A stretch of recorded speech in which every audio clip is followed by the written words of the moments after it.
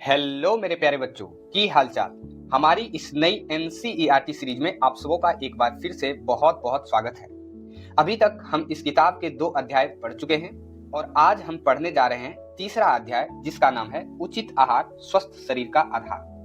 बच्चों, क्या आपने कभी सोचा है कि हम जो खाना खाते हैं वही हमारे शरीर को ताकत भी देता है, हमें बीमारियों से बचाता है और हमें रोज पढ़ने लिखने व खेलने के लिए ऊर्जा भी देता है।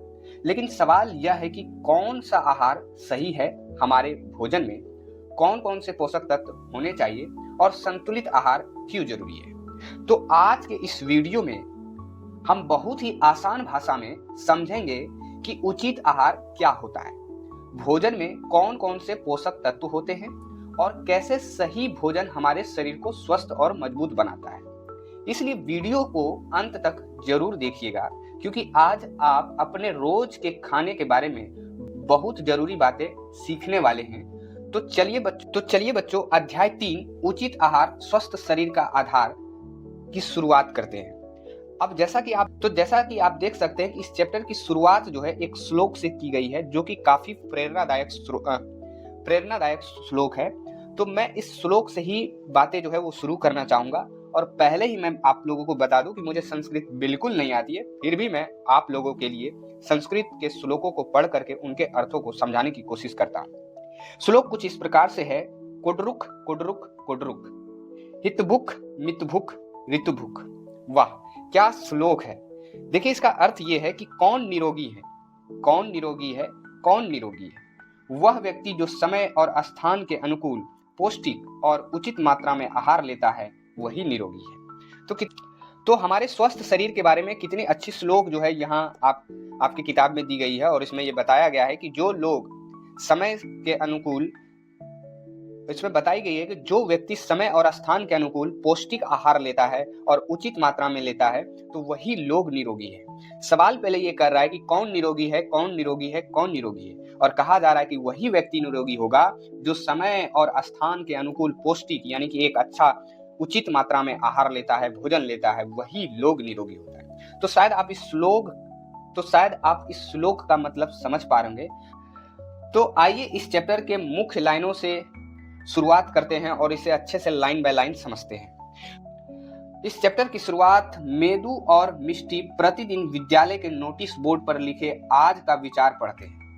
यानी कि मेदू है और ये मिष्टी नामक लड़की है। ये जब भी प्रतिदिन, ये दोनों रोज जब विद्यालय आती है तो पहले ये नोटिस बोर्ड पर लिखे आज के विचार पढ़ती है। तो पता है प्यारे बच्चों, आज का विचार क्या है। आज का विचार अन्येन जातानी जीवंती पढ़कर उन्हें उत्सुकता होती है। मिष्टी मेदू को बताती है कि यह संस्कृत की एक सूक्ति है, यानी कि एक लाइन है जिसका अर्थ है आहार जीवित प्राणियों को जीवन देता है। यानी कि ये जो मिष्टी है और ये जो मेदू है, आज के नोटिस बोर्ड में ये आज के विचार को जब पढ़ती है, आज का विचार, तो अन्येन जातानी जीवंती जो है वो लिखा हुआ था। और इस लाइन का सिंपल अर्थ है कि आहार जीवित प्राणियों को जीवन देता है। आइए हम इस सूक्ति का महत्व समझने का प्रयास करते हैं। कितनी अच्छी शुरुआत जो है इस अध्याय की गई है कि शुरुआत में ही आपको बता दिया है कि भोजन जो है, आहार जो है, वो जितने भी लोग जो जिंदा हैं उनको जीवन दे रहा है। बात को समझ रहे हैं। यानी बिना भोजन के, बिना आहार के आप जिंदा रहने की कल्पना भी नहीं कर सकते। अब आइए इस अध्याय को और आगे धीरे धीरे हम लोग बढ़ते हैं। हम क्या खाते हैं, इसकी शुरुआत जो है पहले टॉपिक से की गई है और पहला टॉपिक है हम क्या खाते हैं। आइए क्रियाकलाप 3.1 आइए अंकित करें। हम सभी प्रतिदिन आहार लेते हैं, यानी कि हम रोज, आहार का मतलब होता है भोजन, यानी कि हम रोज भोजन खाते हैं। आहार हमारे दैनिक जीवन का एक अनिवार्य घटक है। बिल्कुल सही बात है। हम रोज नित्य दिन कुछ न कुछ भोजन अलग अलग तरह के करते हैं जो हमारे लिए अनिवार्य है, यानी जरूरी है। आपके द्वारा एक सप्ताह में प्रतिदिन खाए गए खाद्य पदार्थों के नाम को तालिका 3.1 में सूचीबद्ध कीजिए। यानी कि आपके द्वारा एक सप्ताह में आपने रोज क्या क्या खाया। खाद्य पदार्थ का मतलब होता है खाने वाले जो भोजन होते हैं, उन भोजनों में आपने एक सप्ताह में कितने अलग अलग तरह के भोजनों को लिया है। आप तालिका 3.1 जो कि यहाँ दी गई है, आप यहाँ अंकित कर सकते हैं। और ये आपके लिए होमवर्क रहा कि सप्ताह में खाए गए खाद्य पदार्थ को आप यहाँ अंकित करें कि आपने सोमवार को कौन से खाद्य पदार्थ को खाया, यहाँ आप अंकित कर सकते हैं। फिर आपने मंगलवार को कौन सा खाद्य पदार्थ खाया, यहाँ आप अंकित कर सकते हैं। बुधवार को आपने कौन सा खाद्य पदार्थ खाया, यहाँ अंकित कर सकते हैं। कुछ इसी तरह से गुरुवार, फिर शुक्रवार, फिर शनिवार और फिर रविवार। जब एक सप्ताह का आप रोज के खाए हुए भोजन को जब अंकित करेंगे तो उसके आगे देखिए आपको क्या पता चलेगी। तालिका 3.1 में अंकित जानकारी के आधार पर अपने आहार के संबंध में आपको क्या विशेष बात ध्यान में आती है। जब आप एक सप्ताह के खाए गए भोजनों को इस तालिका में अंकित करते हैं और फिर उसके संबंधों के बारे में आप जब जानकारी इकट्ठा करनी शुरू करते हैं तो उसमें आपको कौन सी विशेष बात जो है ध्यान में आती है। क्या आप प्रत्येक आहार में एक ही प्रकार का खाना खाते हैं या अलग अलग समय पर आपकी पसंद अलग अलग होती है। स्वाभाविक सी बात है कि आप हो सकता है या तो रोज एक तरह का ही खाना खाए होंगे या आप अलग अलग तरह के खाने भी खाए होंगे जो आपके पसंद के आधार पर अलग अलग होंगे। जैसे कि आपने हो सकता है दिन में चावल खाया हो, रात में रोटी खाया हो, फिर अगले दिन कुछ और खाया हो या फिर सेम चीजें उसी तरह से रिपीट हुई होंगी।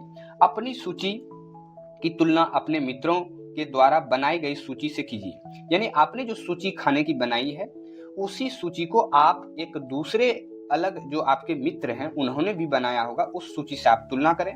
तालिका में आप और आपके मित्रों द्वारा अंकित किए गए आहार में समानता एवं अंतर ढूंढें। यानी कि आप अपनी तालिका और अपने दोस्त की तालिका दोनों में आप एक तरह से तुलना करें और तुलना के आधार पर देखें कि आपके भोजन यानी कि आपके आहार और आपके दोस्तों के आहार में क्या समानताएं हैं, क्या अंतर आपको दिखाई पड़ता है। तालिका का अवलोकन करने पर आप क्या पाते हैं उसे अपनी नोटबुक में अंकित करें। जब तालिका को इस तरह से आपने एक दूसरे से तुलना किया तो अवलोकन किया, आपने समझा, देखा। अब जो भी आपने समझा, जो भी आपने देखा उसे आप एक नोटबुक में अंकित कर सकते हैं यानी लिख सकते हैं। आपका ध्यान इस बात की ओर गया होगा कि आपके और आपके मित्रों द्वारा खाए गए आहार में विविधता है। बिल्कुल सही बात है। हो भी सकता है कि जब आपने इस तरह के तालिका बनाए होंगे एक सप्ताह के भोजनों के और आपके दोस्तों ने भी एक तालिका एक सप्ताह के बनाए होंगे, जब आप दोनों ने एक दूसरे के एक सप्ताह के भोजनों को जब आप दो दोस्तों के बीच जब मिलान कर रहे थे, आप ये देख रहे थे, तो आप देखेंगे कि आपके खाने का जो एक तालिका है और आपके दोस्तों के जो खाने की तालिका है वो दोनों में काफी अंतर है यानी विविधता है यानी अलग अलग है। आपको लगता है कि हमारे देश के सभी राज्यों के आहार में ऐसी विविधता पाई जाती है? बिल्कुल पाई जाती होगी। अब यहाँ से आपको एक बात ये सोचनी है कि क्या आपको लगता है कि हमारे देश में जो 28 अलग अलग राज्य हैं उन राज्यों में जो भोजन है क्या उसमें विविधता पाई जाती है? तो बिल्कुल पाई जाती है। आप अपने अलग अलग आप जिस भी राज्य से हैं, जैसे मान लीजिए आप बिहार से हैं, आप अपने पड़ोसी राज्य में ही देखिए, हो सकता है कि वहाँ के लोगों के द्वारा अलग तरह के कुछ आहार यानी भोजन किए जाते होंगे और आपके द्वारा कुछ अलग तरह के। तो ये स्वाभाविक बात है और इसी तरह की जानकारियां आपको मालूम पड़ेगी जब इस प्रकार से आप क्रियाकलाप करेंगे, अपना एक तालिका एक सप्ताह का बनाएंगे। फिर आप आपके एक दोस्त हैं, उन्होंने भी इस तालिका को बनाया और जब आप एक दूसरे के साथ तुलना करेंगे तो इस तरह की कुछ ज्ञानवर्धक बातें जो है उन कंक्लूजन के तौर पे, निष्कर्ष के तौर पे जो है निकल करके आपके बीच आएगी और आप इसके बारे में जानेंगे भी। अब यहाँ वैसे अब हमारा अगला टॉपिक है कि विभिन्न क्षेत्रों के आहार, यानी कि यहाँ से आपको ये पता चलेगा कि हमारे भारत के जो अलग अलग क्षेत्र हैं वहाँ का भोजन जो है अलग अलग है या फिर एक समान है या अलग अलग है तो क्यों है। ये सारी जानकारी जो है आपको यहाँ से धीरे धीरे पता चलेगी। तो आइए फिर से एक क्रियाकलाप 3.2 आइए खोज करें। तो चलिए खोज करते हैं। भारत के विभिन्न राज्यों में पारंपरिक रूप से खाए जाने वाले आहार और उगाई जाने वाली फसलों के प्रकारों का पता लगाइए। यानी कि भारत जो हमारा देश है, यहाँ जो अलग अलग राज्य हैं, यहाँ पारंपरिक रूप से यानी कि पुराने समय से जो खाए जाने वाले आहार हैं जैसे कि गेहूं और चावल, ये पुराने समय से ही लोग खाते आ रहे हैं और आज भी खा रहे हैं। वहीं उगाए जाने वाली फसलें, कुछ फसलें ऐसी है जो पुराने समय से इसको उगाया जा रहा है, जैसे इसमें चावल और गेहूं आ सकता है, तो इनका आपको पता लगाना है। इस संबंध में जानकारी एकत्रित करने के लिए आप अपने विद्यालय के पुस्तकालय की पुस्तकें पढ़ सकते हैं, इंटरनेट पर ढूंढ सकते हैं और साथ ही अपने मित्रों, परिवारजनों और पड़ोसियों से बातचीत कर सकते हैं।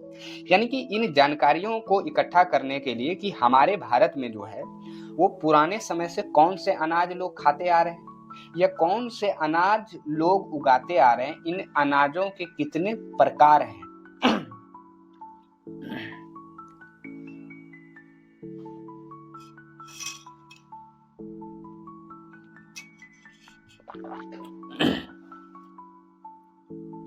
ये कितने वैरायटी के ये अनाज जो है वो पाए जाते हैं, इसके संबंध में जानकारी इकट्ठा करने के लिए आप विद्यालय के पुस्तकालय में जो पुस्तक है उसे आप पढ़ सकते हैं।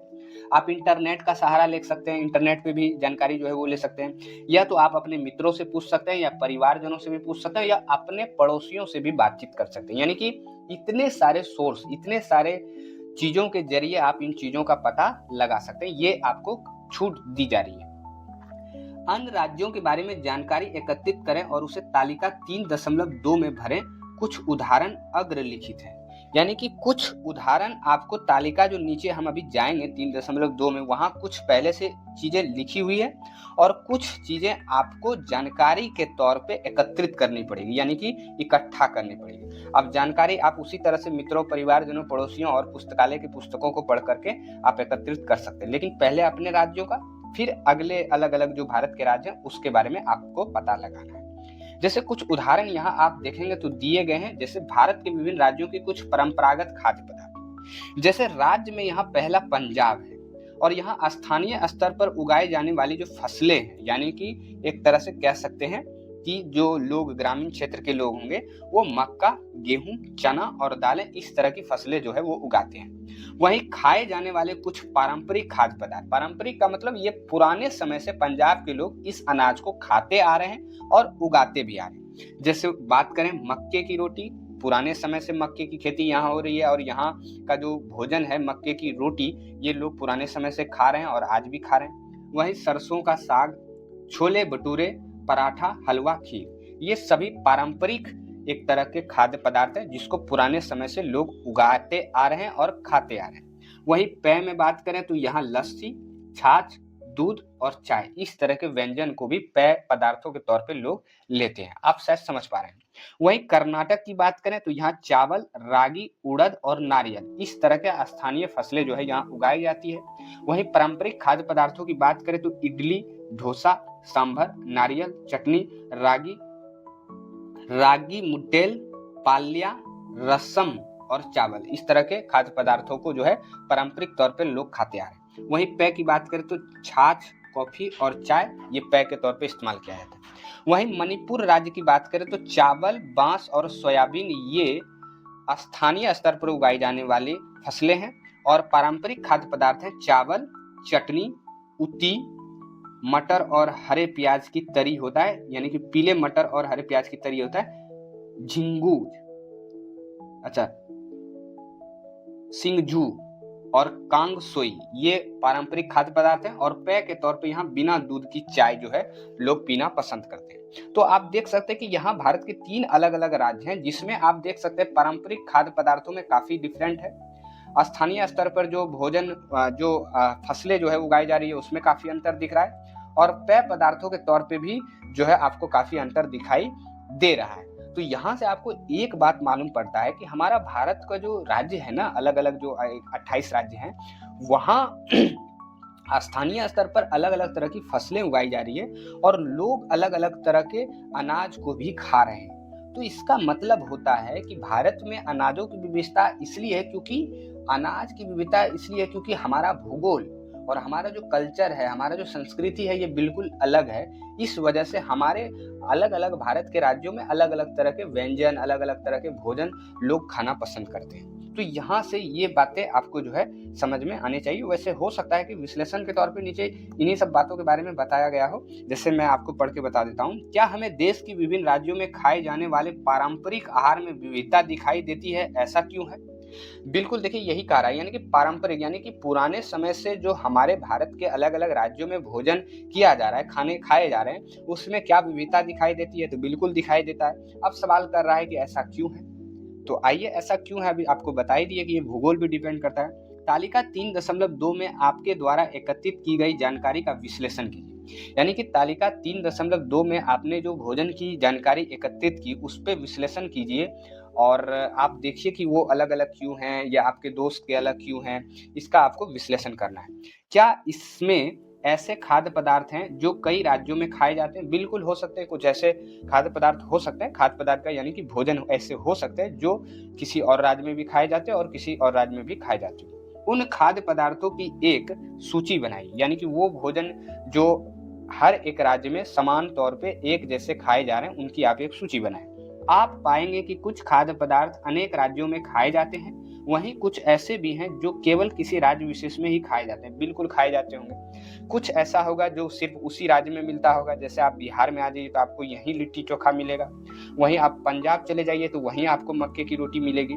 लेकिन कुछ ऐसे भोजन है जैसे कि चावल है, वो आपको बिहार में भी मिल सकते हैं, वो आपको पंजाब में भी मिलेंगे। बात को समझ रहे हैं? तो कुछ भोजन राज्य विशेष होते हैं और कुछ भोजन ऐसे होते हैं जो आपको अलग अलग राज्यों में मिल सकते हैं समान रूप से। आप पारंपरिक खाद्य पदार्थों और स्थानीय स्तर पर उगाई जाने वाली फसलों के मध्य क्या संबंध पाते हैं? यानी कि पुराने समय से जो भोजन उगाए जा रहे हैं या लोगों के द्वारा खाए जा रहे हैं और स्थानीय स्तर पर जो आज फसलें उगाई जा रही है उनको खाया जा रहा है, उसके बीच आप क्या संबंध पाते हैं? आपने अवलोकन किया होगा कि किसी राज्य का पारंपरिक आहार वहां उगाए जाने वाली स्थानीय फसलों पर आधारित होता है, बिल्कुल होता है। जो वो पुराने समय से उगाते आ रहे हैं वही तो पुराने समय से वो खाते भी आ रहे होंगे, इसलिए जो स्थानीय स्तर पर चीजें उगाई जा रही है वही लोग खाएंगे भी। भारत एक कृषि प्रधान देश है, ये नोट करने वाला पॉइंट है, आप इसे जरूर ध्यान में रखिएगा कि हमारा भारत देश जो है वो प्राचीन काल से ही एक कृषि प्रधान देश रहा है और अपने भारत में जो है लगभग 2/3 जनसंख्या जो है वो कृषि पर ही निर्भर होती है। तो ये बातें आप जरूर ध्यान में रखिए। आगे जहां विविध प्रकार की मृदा और जलवायु होती है, ठीक बात है, यहाँ अलग अलग तरह की मिट्टी भी है और हमारे भारत देश की जलवायु भी है वो अलग अलग है। इसके विभिन्न क्षेत्रों में मृदा के प्रकार और जलवायु परिस्थितियों के आधार पर भिन्न भिन्न फसलें उगाई जाती है। देखिए वहीं आ गया ना, हम कहें आपको कि पहले कि ये जो अलग अलग तरह के आप फसलें और भोजन देख पा रहे हैं ना, ये भूगोल के कारण होता है, जिसमें जलवायु अलग है हमारा और मिट्टी भी हमारा अलग है। भारत के विभिन्न क्षेत्रों में आहारीय प्रवृत्तियां उस विशेष क्षेत्र में की जाने वाली खाद्य फसलों की खेती स्वाद, प्राथमिकताओं, संस्कृति और परंपराओं के अनुसार भिन्न हो सकती है। अब इस पॉइंट को आप जरा ध्यान से समझिएगा, ये काफी इंपॉर्टेंट पॉइंट है। सबसे पहले आप आहारीय प्रवृत्तियों को समझिए, यानी कि किसी जीव या मनुष्य की खाने पीने की जो आदतें होती है उसी को आहारीय प्रवृत्तियां कहा जाता है। यानी कि भोजन से संबंधित कुछ ऐसे भोजन होंगे जो हम लंबे समय से खाते आ रहे होंगे, हमारे वो आदत में है, उसे हम आहारीय प्रवृत्तियां कहते हैं। और ये होता क्यों है? तो सबसे पहले खाद्य फसलों की खेती के आधार पे होता है कि कौन से भोजन की खेती यानी कि कौन से अनाज की खेती हो रही है, उसी का हमको आदत लगने वाला है और उसी को हम खाएंगे भी। या स्वाद प्राथमिकताओं के आधार पे भी हो सकता है कि किसी लोगों को रोटी खाना पसंद हो तो वो रोटी ही खाते आ रहे होंगे, किसी क्षेत्र में लोगों को चावल पसंद आता हो तो चावल ही खाते आ रहे होंगे। तो इस तरह की चीजें स्वाद प्राथमिकताओं के आधार पे भी होती है और कुछ संस्कृति और परंपराओं के अनुसार भी भिन्न हो सकती है। संस्कृति का मतलब हमारे कल्चर में क्या चीजें जो है वो शुरू से लोग खाते पीते आ रहे हैं, बनाते आ रहे हैं, उसके आधार पे हम लोग भोजन या आहार का चुनाव करते हैं। तो ये 3 चीजों पे डिपेंड करता है आहारीय प्रवृत्तियां, यानी किसी भोजन की हमें यदि पुराने समय से हमारे पूर्वजों के द्वारा खाया जा रहा है और हम भी आज खा रहे हैं, तो इसके पीछे 3 रीजन हो सकता है कि खाद्य फसलों की खेती, स्वाद प्राथमिकताओं और संस्कृति और परंपराओं, ये 3 चीजों के आधार पर ये चीजें डिसाइड होती है। शायद आप मेरी बातों को समझ पा रहे होंगे कि मैं आपको क्या समझाने की कोशिश कर रहा हूँ। वहीं अब हम लोग नए अगले टॉपिक की ओर बढ़ेंगे और हमारा अगला टॉपिक है समय के साथ भोजन पकाने की पद्धतियां कैसे परिवर्तित हुई है। अब देखिए, समय के साथ जो भोजन पकाने की जो पद्धतियां हैं वो सच में परिवर्तित हुई है, यानी कि बदली हुई है। जैसे कि पुराने के समय में आपको पता होगा कि हमारे जो पूर्वज थे वो जंगलों में रहा करते थे और वो कच्ची चीजें ही खाना पीना पसंद करते थे। फिर उन्होंने जब आग के बारे में जाना तो वो पकी पकाई भोजन जो है वो खाना शुरू किया, वो डाइजेस्ट यानी कि पचाने में भी काफी आसान हुआ। फिर आज के समय में आप यदि गौर करेंगे तो आप बहुत सारे ऐसे डिश देखेंगे जिसको अलग अलग तरीके से बनाया जाता है। वहीं जैसे पहले लोग चावल ही बना पाते थे, लेकिन आज चावल के जरिए लोग वो अलग अलग तरह की सामग्री, अलग अलग तरह के भोजन बना पाते हैं। तो आज के समय में साथ भोजन पकाने की पद्धतियां कैसे परिवर्तित हुई, यानी कि आज जो भोजन पकाया जा रहा है उसके तरीकों में कैसे बदलाव आया, इसके बारे में अब हम लोग नीचे जानेंगे। आपने सीखा कि विभिन्न राज्यों में खान पान की आदतें भिन्न भिन्न हैं। बिल्कुल सही बात है, हमने सीखा भी है।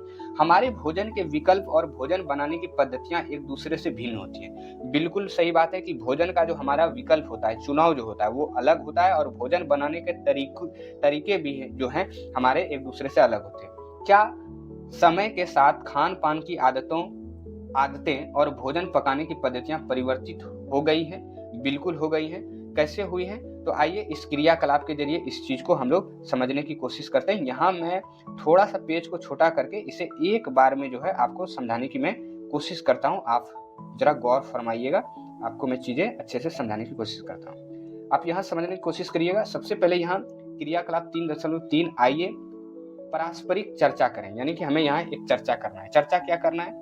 अपने वायु विरुद्ध जनों से उनके खान पान की आदतों और भोजन बनाने की पद्धतियों के बारे में जानकारी एकत्रित करने के लिए प्रश्नों की सूची तैयार कीजिए। नमूना है तो कुछ प्रश्न निम्नलिखित हैं। अब देखिए, आप चाहें तो अपने वायु विरुद्ध, यानी कि आपके आसपास जो बूढ़े लोग हैं, बुजुर्ग लोग हैं, उनके खान पान की आदतों के बारे में आप पता लगाएं। उनसे पूछे कि आप शुरू से क्या खाते आ रहे हैं और आज क्या खा रहे हैं, इसमें क्या बदलाव है जो आज भोजन आपको मिल रहा हो सकता है पहले वो आप नहीं खाते होंगे। अब बनाने के बारे में भी पूछें कि जो भोजन आप पहले खाते थे उसको किस तरह से बनाया जाता था। आज हो सकता है कि वही भोजन खा रहे हो, तरीके अलग हो बनाने के।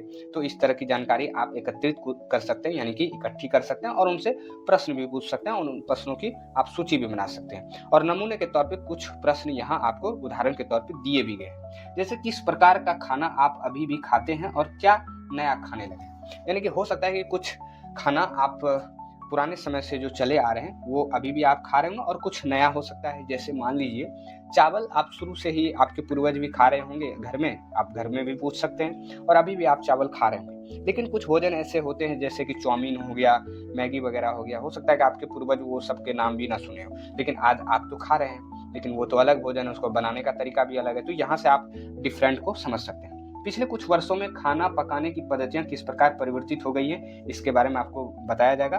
खान पान संबंधित ये बदलाव किस कारण हुए हैं, तैयार किए गए प्रश्नों के आधार पर कुछ वायुविरुद्ध जनों का साक्षात्कार लें। साक्षात्कार का मतलब आप जाएं, उनसे बातचीत करें, आमने सामने जाकर के प्रश्न पूछें और उनकी बातें जानने की कोशिश करें कि भाई ये चीजें कैसे बदल रही है। जैसे देखिए, आप पारंपरिक चूल्हा है जो पुराने समय से इस पे जो है भोजन बनाया जाता था, लेकिन आज आप देख सकते हैं कि आधुनिक गैस चूल्हा आ गया जिसपे भोजन बनाया जाता है, और इसमें लगभग रोटी वही बनता है, लेकिन थोड़ा सा आप चीजों को अंतर जरूर पाएंगे यदि आप सामने से गौर करके देखेंगे तो, और लोगों से सवाल जवाब करेंगे तो ये जानकारी आपको जरूर मिलेगी।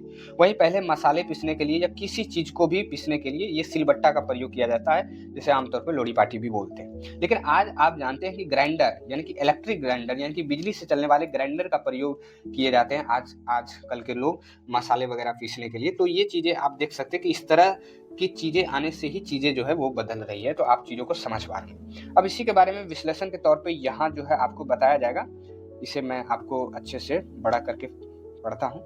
आप देख सकते हैं कि यहाँ से बातें ये कही जा रही है कि आपके द्वारा लिए गए साक्षात्कारों से क्या ज्ञात हुआ, यानी कि आप जब अपने बड़े बुजुर्गों से जाकर के आमने सामने आप सवाल जवाब करते हैं तो उससे आपको क्या ज्ञात हुआ, क्या मालूम पड़ा।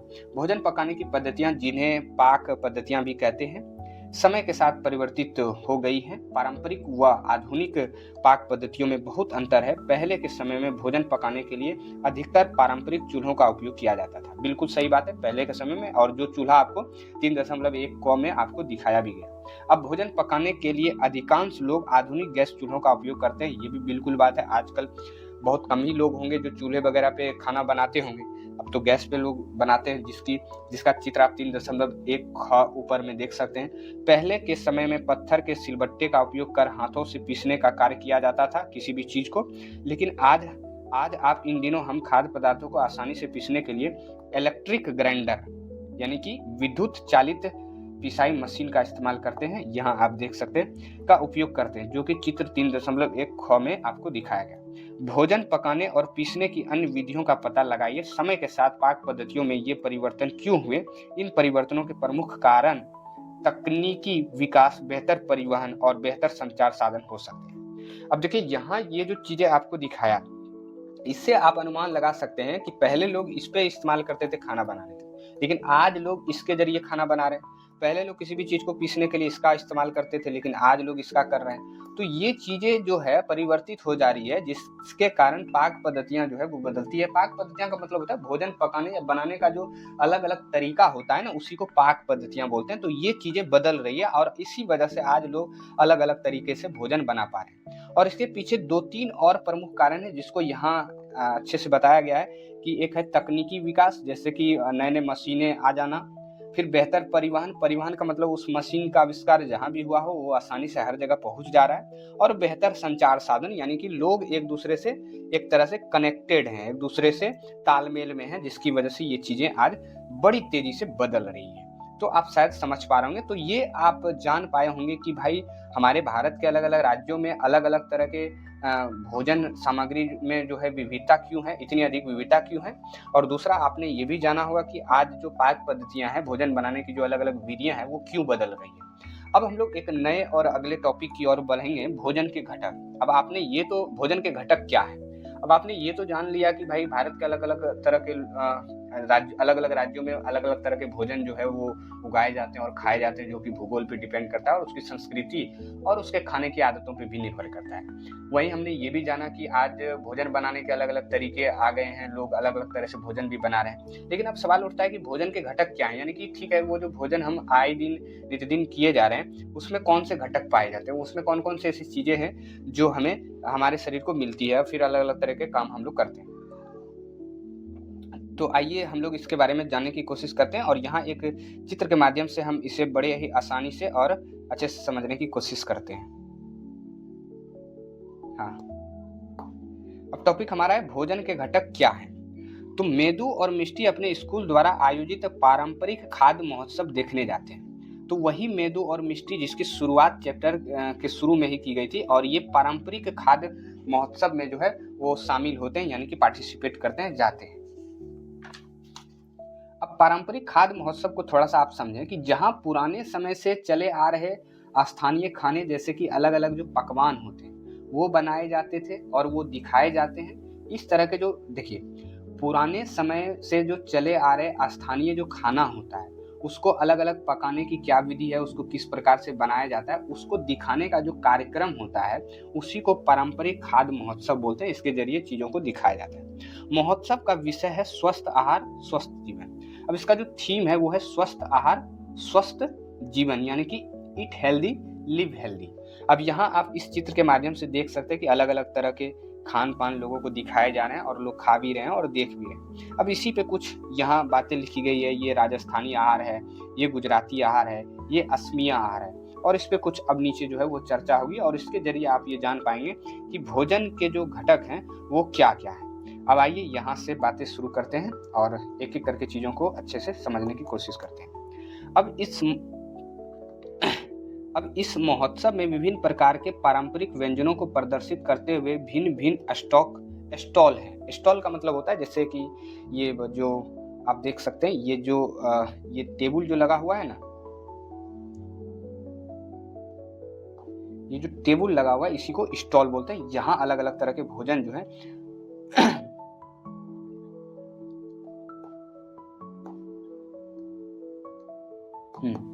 ये लगाए गए हैं। इस महोत्सव में विभिन्न प्रकार के पारंपरिक व्यंजनों को प्रदर्शित करते हुए भिन्न भिन्न स्टॉल हैं, यानी कि अलग अलग टेबल जो है वो लगे हुए हैं और वहाँ अलग अलग तरह के भोजन भी जो है वो दिखाए जा रहे हैं। पोषण विशेषज्ञ डॉक्टर पोषिता विद्यार्थियों को बताती हैं कि स्वस्थ ही परम धन है। पोषण विशेषज्ञ डॉक्टर पोषिता, वाह क्या नाम है, पोषण विशेषज्ञ और पोषिता।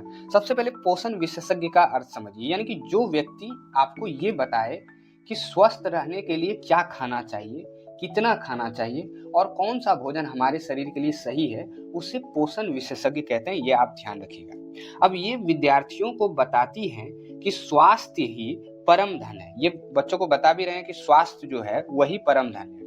आइए जानते हैं कि डॉक्टर पोषिता के इस कथन का अभिप्राय क्या है। क्या आप कभी बिना खाना खाए रहे हैं, सवाल कर रहा है। जब आप खाना नहीं खाते हैं तो आपको कैसा अनुभव होता है। जब हम कुछ समय तक भोजन नहीं करते हैं तो हम थका हुआ और कम ऊर्जावान अनुभव करते हैं। आपके अनुसार एक मैराथन धावक दौड़ के समय और उसके पश्चात ग्लूकोज युक्त पानी क्यों पीता है।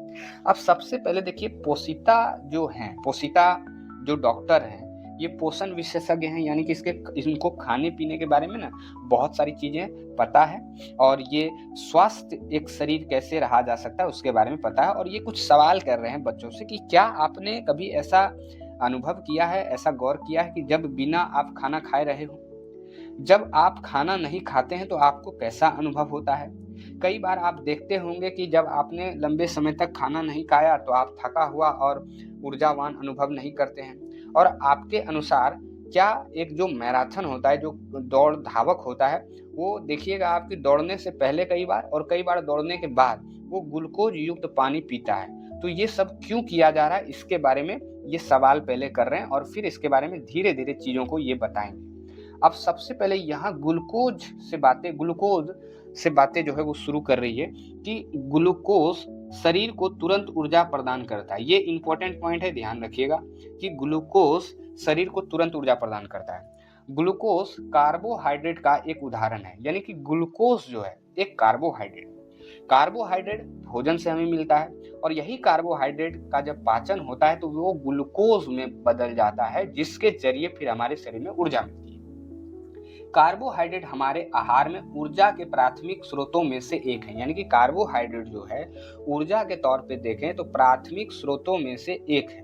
विभिन्न प्रकार के अनाज जैसे गेहूं, चावल, मक्का, साग, भाजी जैसे आलू और शकरकंद तथा अनेक फल जैसे केला, अनानास और आम में कार्बोहाइड्रेट प्रचुर मात्रा में होते हैं। यानी कि यहाँ कुछ ऐसे स्रोत आपको बताए जा रहे हैं जिसके जरिए आपको शरीर में कार्बोहाइड्रेट मिलता है। और यहाँ आप जब ऊपर के टॉपिक पे आप गौर करेंगे तो भोजन के घटक क्या हैं, तो आप देख सकते हैं कि भोजन के घटकों में सबसे पहला घटक हमारा आता है कार्बोहाइड्रेट। और ये कार्बोहाइड्रेट हमें किन चीज़ों से मिलती है, तो आप देख सकते हैं कि बाजरा, चावल, गेहूं, शकरकंद, आलू, गन्ना, केला, अनानास, आम, मक्का, इन सबों से हमें कार्बोहाइड्रेट हमारे शरीर को मिलता है। यानी कि इस तरह के यदि भोजन को हम करें,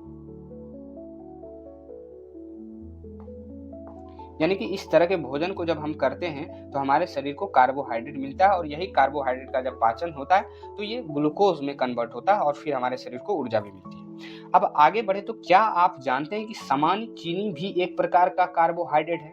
यानी कि हमारे घरों में जो साधारण चीनी का इस्तेमाल किया जाता है वो भी एक कार्बोहाइड्रेट है। आपके विचार से सर्दियों में पारंपरिक आहार के रूप में हम लड्डू खाना क्यों पसंद करते हैं। अब कुछ सवाल कर रहे हैं कि हम जाड़े के समय में पारंपरिक यानी कि लंबे समय से चीनी के लड्डू यानी कि लड्डू खाना क्यों पसंद करते हैं, जो कि मीठे पदार्थों से ही बनता है। इसके बारे में प्रश्न जो है वो किया जा रहा है। अब आगे, लड्डू की मुख्य सामग्री बेसन, आटा, घी, गुड़ या चीनी, गोंद और अनेक प्रकार के मेवे हैं, जैसा कि आप देख सकते हैं और आपने खाया भी होगा। घी और विभिन्न प्रकार के तेलों को एक अन्य प्रकार के खाद्य घटक के समूह में रखा जाता है जिसे वसा कहते हैं। यानी कि देखिए, घी और विभिन्न प्रकार के जो तेल होते हैं उसको एक अलग तरह के भोजन के घटकों के समूह में रखा जाता है जिसे हम वसा कहते हैं। और दूसरा जो भोजन का घटक आपके सामने आता है वो है वसा। और आप देखिए कि वसा से हमारे शरीर को क्या मिलती है, तो वसा के स्रोत पादप आधारित या जंतु आधारित हो सकते हैं। तो सबसे पहले वसा के स्रोतों के बारे में बताया जा रहा है कि हमें वसा किन चीजों से मिलेगा। तो आप चाहे तो पादप यानी कि पेड़ पौधों की चीजों से भी वसा प्राप्त कर सकते हैं, या आप कुछ जंतु के चीजों से भी वसा प्राप्त करते हैं। जैसे पादप में ले लें तो मूंगफली, अखरोट, बादाम जैसे मेवे तथा कद्दू, सूरजमुखी और सरसों के बीज वसा के कुछ अच्छे स्रोत हैं। यानी कि ये सभी पादप स्रोत हैं और ये अच्छे स्रोत हैं किसके, वसा के। जैसा कि आप यहाँ चित्र में भी देख सकते हैं, ये है आपका मक्खन, पिस्ता, सूरजमुखी का बीज, अखरोट, मूंगफली, सोयाबीन, तिल, काजू, बादाम, दही, ये सभी जो हैं ये अच्छे वसा के स्रोत हैं और ये पादप वसा के स्रोत हैं, यानी कि ये पेड़ पौधों से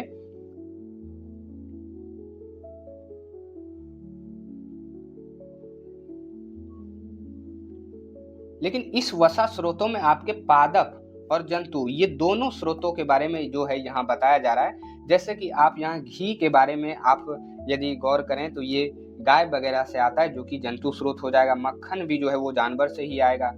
बाकी आप समझ रहे हैं मूंगफली, सोयाबीन, तिल, काजू, ये सारे चीज जो हैं ये पौधों से आएंगे। तो यहाँ दोनों तरह के पादप और जंतु दोनों वसा स्रोतों के बारे में यहाँ बताया जा रहा है और इन दोनों स्रोतों से हम वसा जो है वो प्राप्त कर सकते हैं। अब वसा से हमारे शरीर को मिलता क्या है ये आप थोड़ा सा समझ लें तो ज़्यादा अच्छा रहेगा। कार्बोहाइड्रेट और वसा हमें विभिन्न गतिविधियां करने के लिए ऊर्जा प्रदान करते हैं। अब देखिए यहाँ बहुत इंपॉर्टेंट सवाल है, बच्चों काफी कंफ्यूज होते हैं। अब जो कार्बोहाइड्रेट है और वसा है इन दोनों से हमारे शरीर को ऊर्जा ही मिलती है। इस कारण से इन्हें ऊर्जा प्रदायी भोजन का नाम दिया जाता है। हमारे शरीर में वसा ऊर्जा का एक संग्रहित स्रोत है, यानी कि इसीलिए इसको ऊर्जा प्रदायी भोजन कहा जाता है, यानी कि ये हमारे शरीर को ऊर्जा देने का काम करती है। तो ये आप ध्यान में रखिएगा कि कार्बोहाइड्रेट और वसा इन दोनों से हमारे शरीर को ऊर्जा ही मिलती है। तो भोजन के दो घटकों में पहला हमने कार्बोहाइड्रेट के बारे में जाना, इनके स्रोतों के बारे में जाना कि ये किन चीजों से मिलती है और ये हमारे शरीर को क्या देती है, तो ऊर्जा देती है। ठीक है, फिर वसा के बारे में भी जाना कि भोजन का दूसरा घटक हमारा वसा है और इसका कुछ जंतु स्रोत है और कुछ पादप स्रोत है, यानी कि कुछ ये पेड़ पौधा से आ सकता है और कुछ ये जंतुओं से आ सकता है और इससे भी हमारे शरीर को ऊर्जा ही मिलती है और इन दोनों को ऊर्जा प्रदायी भोजन कहते हैं। ये बातें आप ध्यान में रखिएगा। अब अगले भोजन की घटकों की ओर चलें तो हमारा अगला भोजन का घटक प्रोटीन आएगा। ये बातें आप खुद से पढ़ लीजिएगा और भी जानने के बारे में थोड़ा सा आप जानिएगा। अब हम लोग प्रोटीन पे आते हैं और प्रोटीन के बारे में यहां से हम लोग अच्छे से चर्चा करते हैं। अब प्रोटीन भी हमारे आहार का एक महत्वपूर्ण भाग है। दुग्ध उत्पादन और दालें प्रोटीन के अच्छे स्रोत हैं, यानी कि जितने भी डेयरी प्रोडक्ट हैं और जितनी भी दालें हैं ये दोनों प्रोटीन के अच्छे स्रोत हैं। खिलाड़ियों को अपनी मांसपेशियां बनाने के लिए अधिक मात्रा में प्रोटीन की आवश्यकता होती है, यानी कि खिलाड़ी जो होते हैं उन्हें यदि बॉडी वगैरह बनाना हो या एक तरह से जिम करने वाले भी लोग जो होते हैं बॉडी वगैरह जो बनाते हैं वो देखते होंगे कि वो ज़्यादातर प्रोटीन के बारे में ज़्यादा कहते हैं क्योंकि उन्हें प्रोटीन की आवश्यकता होती है। कई लोग प्रोटीन पौधों के साथ साथ जंतुओं से भी प्राप्त करते हैं। प्रोटीन के कुछ उत्कृष्ट पादप स्रोत दालें, फलियां, मटर और मेवे हैं, यानी कि ये सभी जो हैं पादप स्रोत हैं, यानी कि पेड़ पौधे स्रोत हैं जिनसे आपको प्रोटीन मिलेगा। वहीं प्रोटीन के कुछ जंतु स्रोत दूध, पनीर, अंडा, मछली और मांस हैं।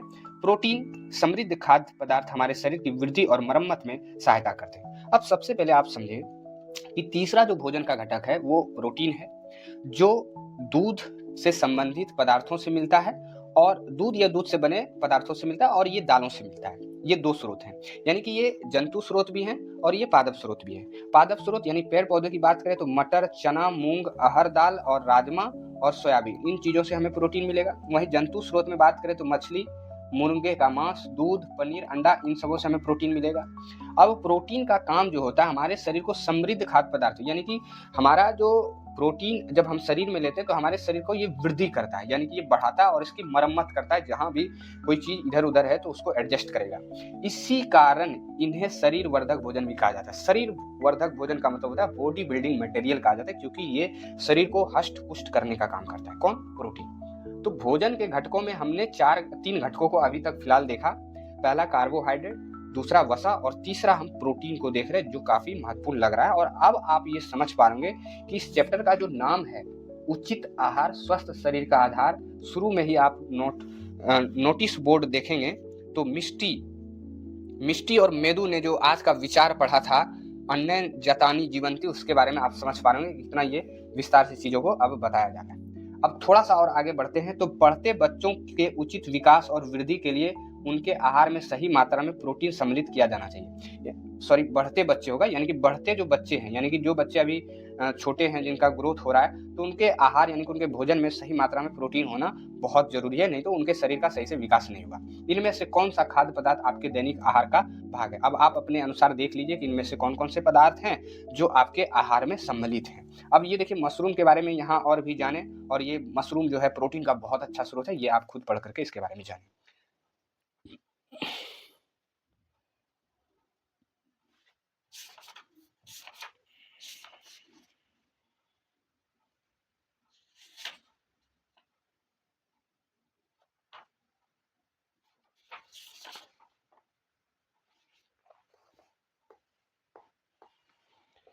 अब हम लोग धीरे धीरे आगे बढ़ते हैं। और आपको क्या लगता है कि हमें अपने दैनिक आहार में फल, शाक, भाजी और पादप आधारित खाद्य पदार्थों को सम्मिलित करने की सलाह क्यों दी जाती है? अब सोचिए जरा कि आपको क्या लगता है कि हमारे दैनिक जीवन में कई बार आप जब बीमार पड़ते हैं तो आप डॉक्टर के पास जाएंगे तो वो फल, साग, सब्जी वगैरह इस तरह के पेड़ पौधों से संबंधित चीज़ों को खाने के लिए कहते हैं। तो आइए निम्नलिखित 2 अध्ययनों को पढ़कर हम कुछ खाद्य घटकों के महत्व को समझें। अब आइए 2 अध्ययनों को पढ़ कर के हम लोग कुछ और खाद्य घटकों के महत्व को समझते हैं कि ये हमारे लिए कितनी ज़रूरी है। अब अध्ययन 1 में पहले कुछ बातें कही जा रही है और फिर हम लोग अध्ययन 2 को भी देखेंगे। अध्ययन 1 को पहले देखें तो पुराने समय में लंबी यात्राओं के दौरान नाविक अक्सर मसूड़ों में रक्तस्राव और सूजन से पीड़ित हो जाते थे।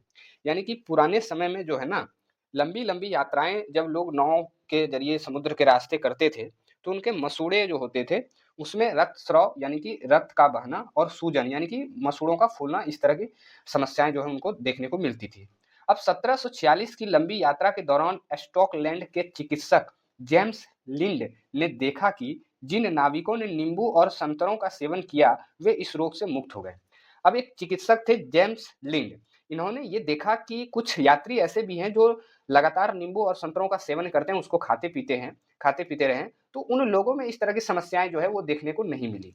अब मसूड़ों से रक्त आना और उनमें सूजन होना स्कर्वी रोग के लक्षण हैं। अब आपके लिए इम्पोर्टेंट यहाँ बात ये भी है कि मसूड़ों में जो इस तरह के रक्त आते हैं और इस तरह की जो सूजन जैसी समस्याएँ आती है, तो इसको स्कर्वी रोग के तौर पे स्कर्वी रोग के लक्षणों के तौर पे इसको देखा जाता है। तो ये विटामिन सी की कमी से होता है, जिसके बारे में आप आगे जानेंगे, तो उसी के बारे में कुछ यहाँ खोज हुई है और अध्ययन 1 के समस्याओं से अब ये निष्कर्ष निकल के आएगा कि अध्ययन 1 को पढ़कर आप क्या निष्कर्ष निकालते हैं? स्कर्वी रोग कैसे ठीक हुआ? नींबू और संतरे स्कर्वी के उपचार में सहायक हैं, यानी कि नींबू और संतरे जो लोग खाते थे उनको स्कर्वी रोग नहीं हुआ। तो स्कर्वी रोग विटामिन सी की कमी के कारण होता है। अब देखिए विटामिन सी की कमी से कौन-सा रोग होता है? स्कर्वी रोग। ये इंपॉर्टेंट पॉइंट है, आप नोट कीजिएगा, अभी बताएँ भी।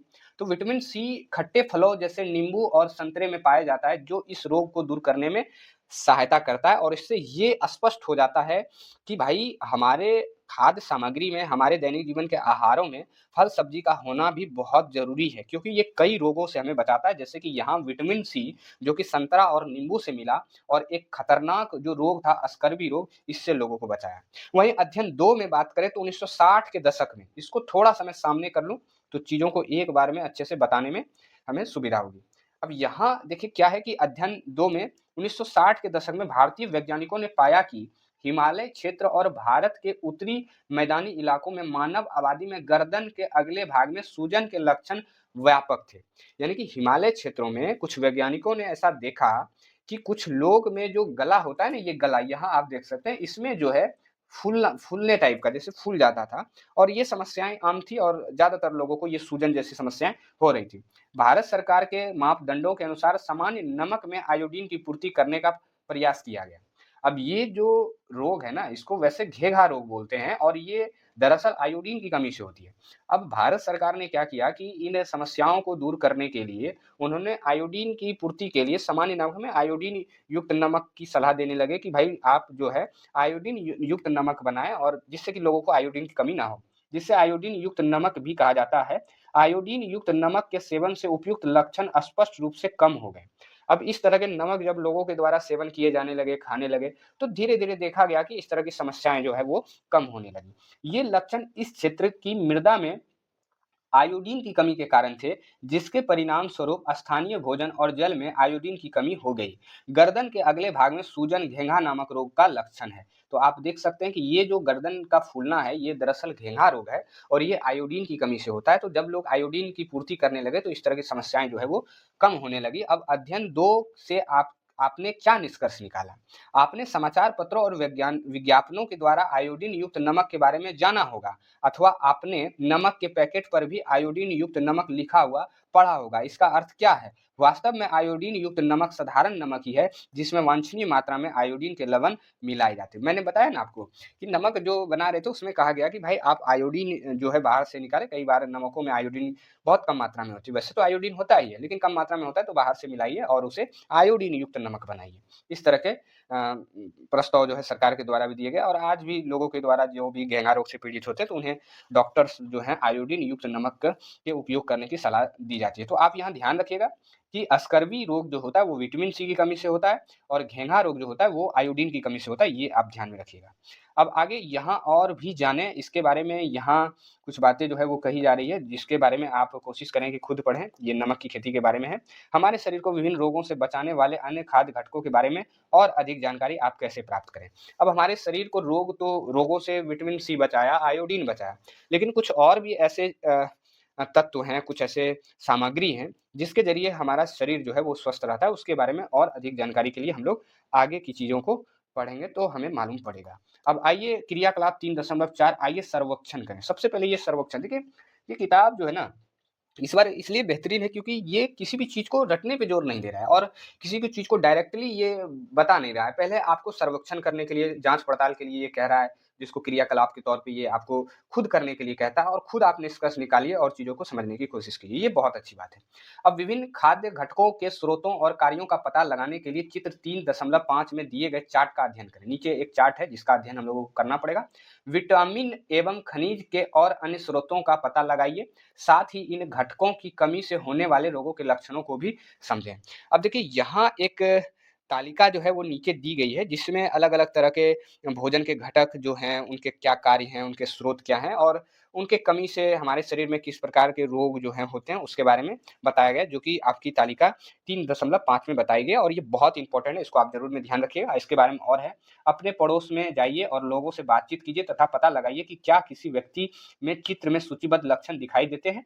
आप चाहे तो शिक्षक के मार्गदर्शन में विद्यार्थियों द्वारा इस प्रकार की जाँच परियोजना की जा सकती है। आप चाहे तो जो तालिका में दी गई है ना, जो आप पढ़ के चीज़ों को समझेंगे, आप जा कर के बाहर भी पता लगाएँ कि इस तरह की चीज़ें सच में हो रही है, लोग क्या इससे पीड़ित हैं। आप उसमें कुछ चाहेंगे तो सलाह भी कर सकते हैं, इसमें आप शिक्षक का भी मार्गदर्शन ले सकते हैं। इन लक्षणों को उनके आहार के साथ-साथ सहसंबंधित कीजिए और पोषण की कमी के कारण होने वाले रोग या विकार की पहचान कीजिए। देखे गए लक्षणों के संभावित कारण और सुधार के लिए आहार में आवश्यक परिवर्तन के बारे में सुझाव दीजिए। उन्हें चिकित्सक से परामर्श लेने के लिए भी कहिए। इस तरह के सलाह जो है आप लोगों को दे सकते हैं।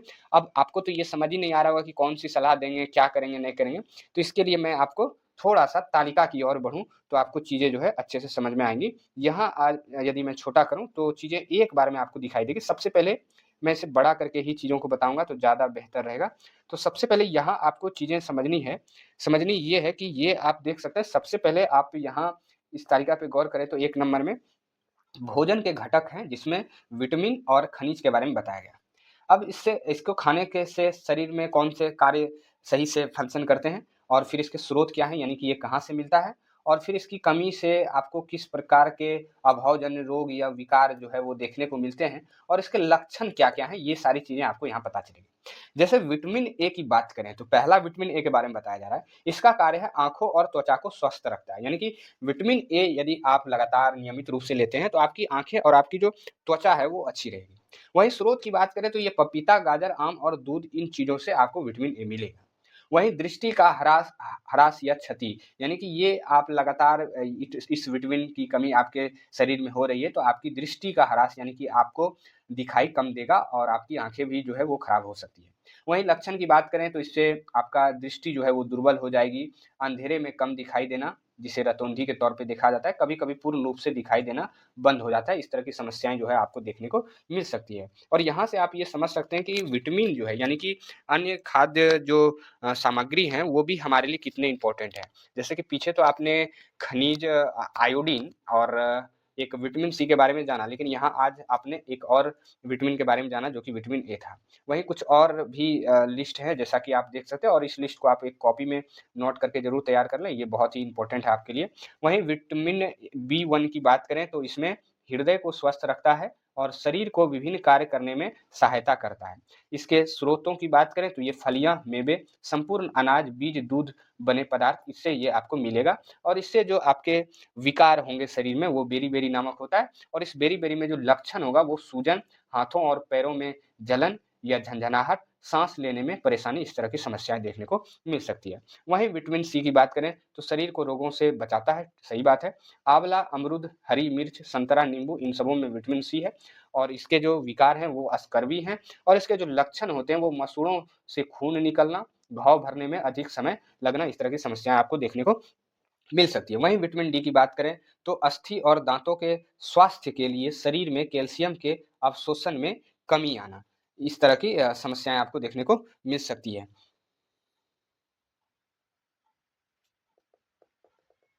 वहीं विटामिन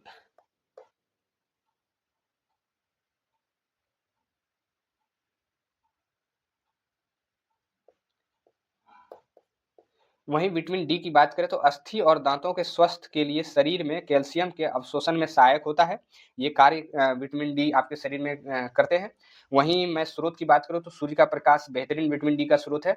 फिर आपका दूध, मक्खन, मछली और अंडा, ये सभी विटामिन डी के स्रोत हैं। और इससे जो आपके विकार आएंगे शरीर में, यदि इसकी कमी हुई तो वो रिकेटस है। और इससे जो आपके शरीर में लक्षण दिखाई पड़ेंगे वो अस्थियों का मुलायम होकर मुड़ जाना, इस तरह की हड्डी से संबंधित ये समस्या आएंगी। वहीं कैल्शियम की बात करें तो इससे जो आपके शरीर में कार्य होगा, हमारी अस्थियों और दांतों को स्वस्थ रखता है ये।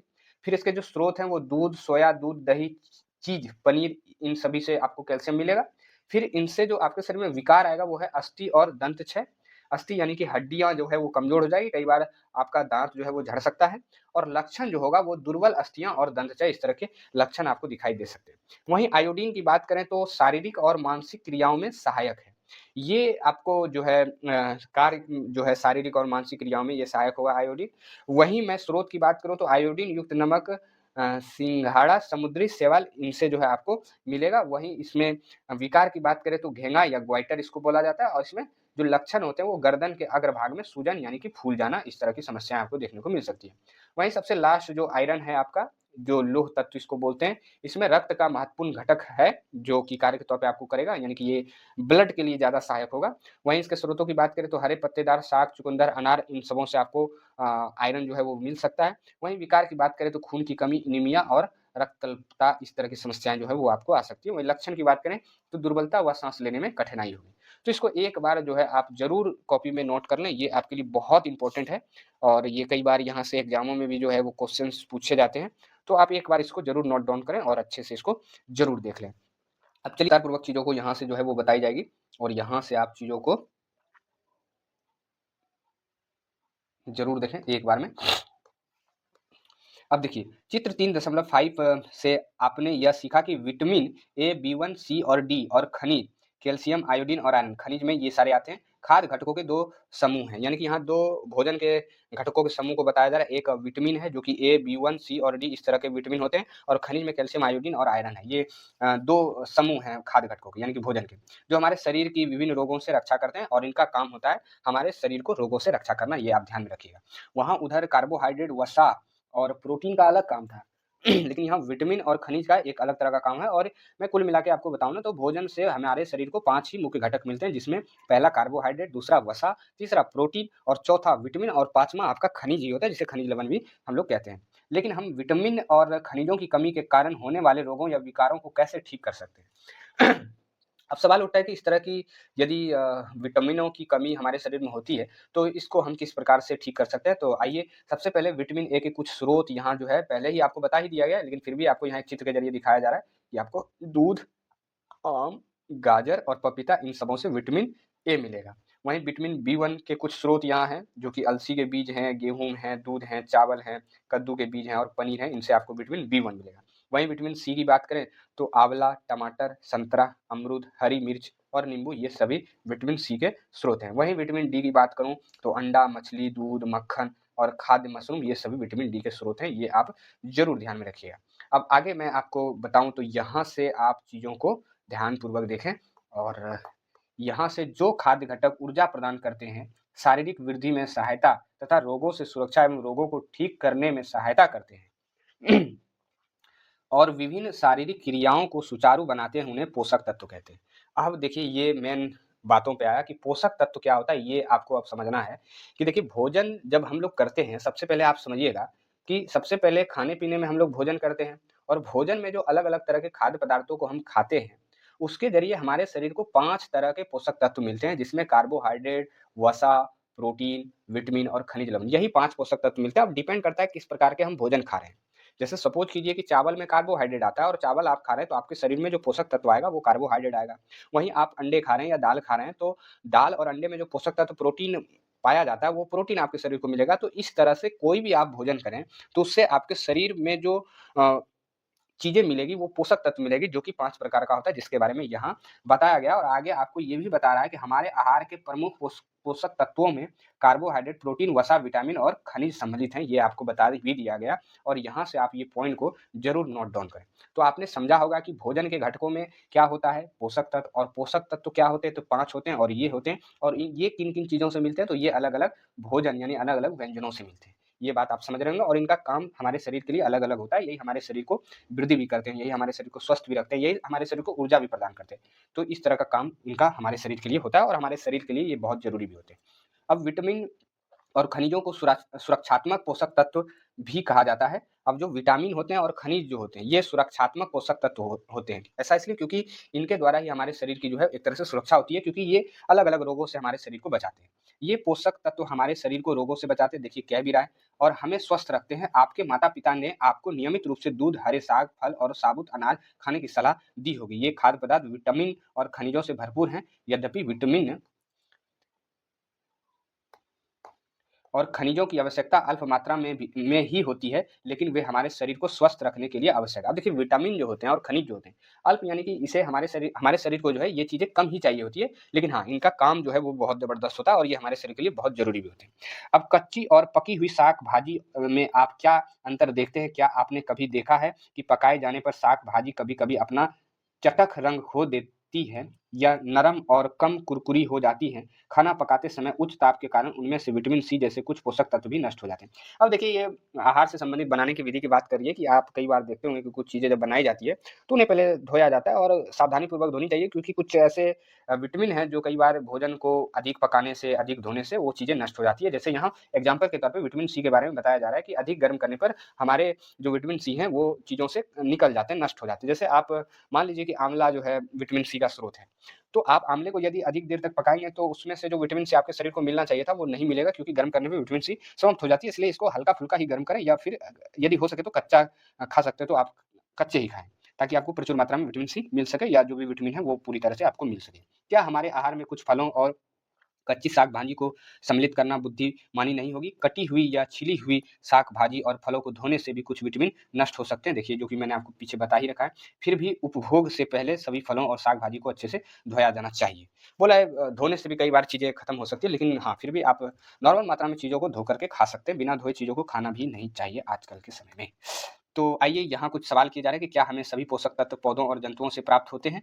बिल्कुल नहीं, नमक जैसे पोषक तत्व समुद्र के पानी या चट्टानों से प्राप्त किए जा सकते हैं। बिल्कुल, मतलब सब तो पौधों और जंतु से नहीं मिल सकते, कुछ समुद्र से भी यहाँ मिल रहे हैं, तो ये बात आपको, और साथ ही सूरज की रोशनी के संपर्क में आने पर हमारे शरीर में प्राकृतिक रूप से विटामिन डी बनता है। तो यहाँ कुछ अच्छे विचार जो है लोगों के द्वारा अलग-अलग तरह के मन में लाए जा रहे हैं और इनको पढ़ कर के आपके भी मन में कई बार इस तरह के विचार जो है आते हैं, जो कि बहुत अच्छी बात है, आनी भी चाहिए। इससे आपका दिमाग जो है वो सोचने-समझने का नज़रिया जो है वो बदलता है चीज़ों को। अब आगे बढ़ूँ तो फल और साग आहारीय रेशे, फाइबर जैसे भरपूर होते हैं। अब देखिए फल और साग जो है वो आहारीय रेशे हैं, यानी जिसे फाइबर बोलते हैं। आइए देखते हैं कि आहारीय रेशे हमारे लिए किस प्रकार लाभदायक है, यानी कि फाइबर हमारे लिए कैसे लाभदायक है। आवश्यक पोषक तत्वों के अतिरिक्त हमारे शरीर को आहारीय रेशों और जल की आवश्यकता होती है। यानी कि देखिए हमारे शरीर को सबसे पहले भोजन में 5 पोषक तत्व तो चाहिए ही, लेकिन पोषक तत्वों के अलावे हमारे शरीर को रेशे यानी कि फाइबर, जिसको रुक्षांश भी बोलते हैं, और जल भी हमारे शरीर को चाहिए होता है। अब आहारीय रेशे जिन्हें रुक्षांश भी कहा जाता है, हमारे शरीर को कोई पोषक तत्व प्रदान नहीं करते हैं, फिर भी यह हमारे आहार का एक आवश्यक घटक है। यह हमारे शरीर को अनपचे आहार से छुटकारा दिलाने में मदद करता है और मल के सुचारू निकास को सुनिश्चित करता है। हमारे आहार में रुक्षांश मुख्य रूप से पादप उत्पादों द्वारा प्रदान किया जाता है। हरे पत्तेदार साग, ताजे फल, साबुत अनाज, दालें और मेवे रुक्षांश के अच्छे स्रोत हैं। अब मैं इसे पढ़ कर के आपको बताऊँ ना, तो पोषक तत्व के अलावा देखिए रुक्षांश, जिसे हम लोग फाइबर बोलते हैं, और प्लस जल, ये 2 चीज़ें हमारे शरीर को आवश्यक होती है। अब देखिए इन दोनों से किसी भी प्रकार का पोषक तत्व नहीं मिलता है, लेकिन ये जो रुक्षांश है ना, ये कई बार हमारे भोजन को अच्छे से पचाने में, कई बार सफाई में, तो इस तरह की चीज़ों में ये मदद करते हैं, और ये जो जल होते हैं, ये भोजन को पचाने में जो है वो मदद करते हैं। तो इसलिए इन दोनों से कोई पोषक तत्व तो नहीं मिलता है, लेकिन हाँ, ये हमारे शरीर के लिए उपयोगी है। इसलिए कई बार आप देखते होंगे कि जब आपको इंडाइजेशन होती है और कब्ज़ की समस्या होती है, तो कई बार डॉक्टर आपको सलाह देंगे कि आप फाइबर की मात्रा लें ज़रूर। जैसे यहाँ मेरी दीदी माँ को मल त्यागने में कठिनाई होती है। अब मुझे समझ आया कि डॉक्टर ने उन्हें रेशे युक्त खाना खाने की सलाह क्यों दी है। क्योंकि रेशा से क्या होता है, सुचारू रूप से चीज़ें जो है आपको कुछ हेल्प कर देती है, और भोजन को पचने में सुविधा होता है। यहाँ तक संभव हो स्थानीय स्तर पर उगाया हुआ तथा पौधों से मिलने वाले खाद्य पदार्थों का सेवन किया जाना चाहिए, क्योंकि यह न केवल हमारे शरीर को स्वस्थ रखता है, बल्कि हमारे पर्यावरण और हमारे ग्रह के लिए भी अच्छा है। बिल्कुल सही बात है भाई। हमें ज़्यादातर वेज रिकमेंड करना चाहिए, वेज ही खाना चाहिए। नॉन वेज से कई बार पृथ्वी को नुकसान भी पहुंच सकता है, इस तरह की सलाह दी जा रही है, जो कि बहुत अच्छी बात है।